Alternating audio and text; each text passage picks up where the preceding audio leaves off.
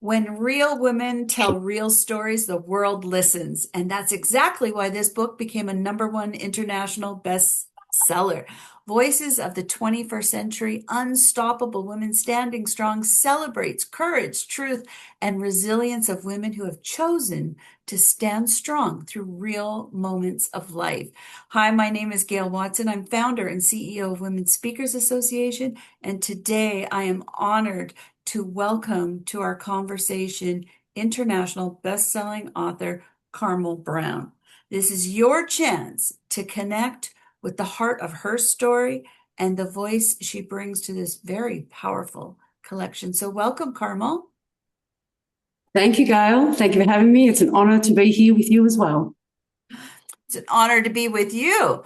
You know, I was just reading over your work and or your story, and I know your chapter is called "The Day I Stopped Running." I love your opening line. I didn't know I was running until I stopped. Wow. I'm Mm, just yeah. so let's get into it. Let's talk about, share about your story and most importantly, what inspired you to share it?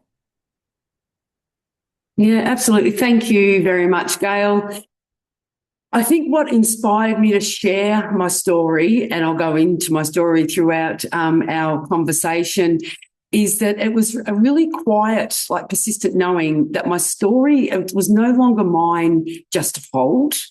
Like for so long, I was a high functioning, high achieving businesswoman who looked so strong on the outside, successful, capable, dependable, a lot like a lot of women, really. Yet inwardly, I was just so exhausted of constant doing instead of being. So many women that they carry the same weight, and we've mastered this resilience and we've actually forgotten how to rest. You know, all we've learned is how to survive, but not always how to truly live.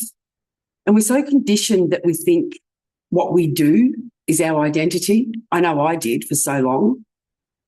But it's really how we feel, how aligned are we, and how we live in truth.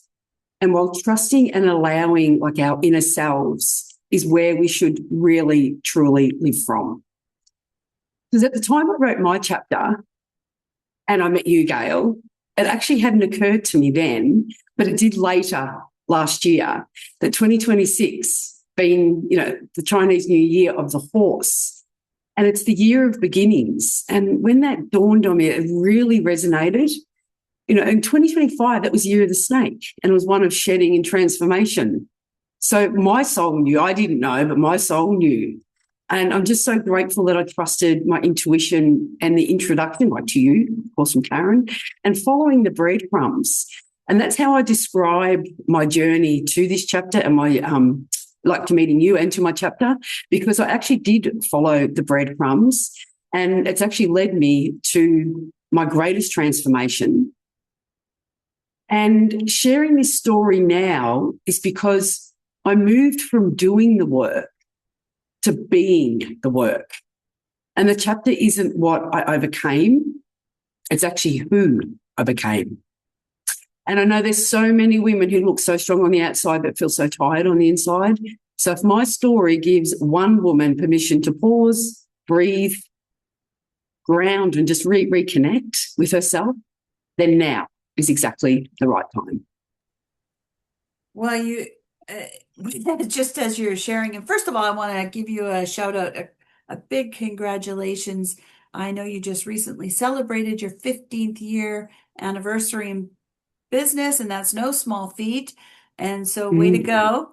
I want to also really thank you for being so vulnerable in your story Mm. and sharing the truth because you are a strong businesswoman. Your business is lasting 15 years is a testament to that.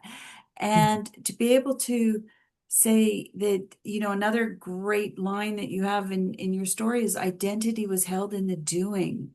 And as you've been explaining in that being. So I'm sure there's many people listening right now. You're making it sound very easy that we can be held in the doing and not in the Mm. being. So what is standing strong? I mean, what does that really look like for someone? Standing strong, well, for me, standing strong, it's not loud or dramatic for me. To me, it looks like quietness and honesty. Like, to be honest, like with myself, even when it's uncomfortable. Like, it means slowing down instead of just pushing through, and listening instead of overriding. And I think the biggest thing for me is choosing alignment over approval. Because standing strong, it's knowing I don't have to prove my worth by doing more. It's staying grounded in actually who I am. And even when life asks me to move faster, if slowing down in me keeps me focused, aligned, and grounded, because we're just so conditioned to keep going and keep doing. So I give myself permission to soften without seeing it as a weakness. And standing strong it's choosing myself. And really importantly, choosing presence over pressure. Because when you mentioned before, when, like, my story is about the day I stopped running, but it was actually stopped running from myself and from the stillness and what I was really feeling. And I now just allow myself to be. And I really think that is standing strong, because, like, a journey from just being relentless, the relentless human doing, to becoming the human being and discovering that true strength, it doesn't come from pushing harder or doing more or achieving more, but connecting more. So I wanted to probably also, I suppose, amplify that standing strong is also choosing that alignment over achievement. You know, the connection over control, I was really controlling, and that truth over performance. Because as you will read in the chapter, and I know you have, Gail, and those that are yet to read it, that the incredible woman who saw right through me on the first day she met me is the one person who helped change my life, and I'll be forever grateful to her. Fantastic. So when you're really envisioning someone out there reading your story, what is it that you want them to take away from it? Yeah, there's lots to take away from, such a chapter. But I really hope she remembers that she doesn't have to earn her worth through exhaustion, or the constant doing, or the constant achieving, and the constant pleasing, but the pleasing for others. And the truth, it's not your identity, and it's not what you do. It's who you are. And this really became my truth. And actually, through this transcendence, I actually began to rise, but not in status and not in recognition, but in alignment. It's actually alignment with who I truly am, and alignment with the woman I'd never met beneath all the doing. And this profound experience, it actually shifted my paradigm. So I stopped building walls and I started building bridges. So I hope that those that do read this, read my chapter, will actually see the lesson that I learned, that it wasn't failure and it wasn't laziness, and that the way forward isn't always about doing more. It's about being more. And I really wanted to share, and I hope others take it away, that the day I did stop running, I actually connected inward, and this was the day that changed my whole life. I stopped being driven by fear and started being guided by purpose. And the purpose, your purpose when you feel it and not think it. And I'm no longer building the empire that I've built now on fumes. I'm actually creating a life by design, because I no longer wear the mask and I no longer wear the armour. So if my story gives another woman permission, as I said, to pause, breathe and reconnect with herself, then it's done what it's meant to do. Phenomenal. I mean, just as you're sharing right now, it makes me quite emotional to hear you as you step into this strong sense of being. You are phenomenal. And I just wish every single person would get to know you. Thank you. I know you're an author, speaker, motivator. You are definitely a motivator.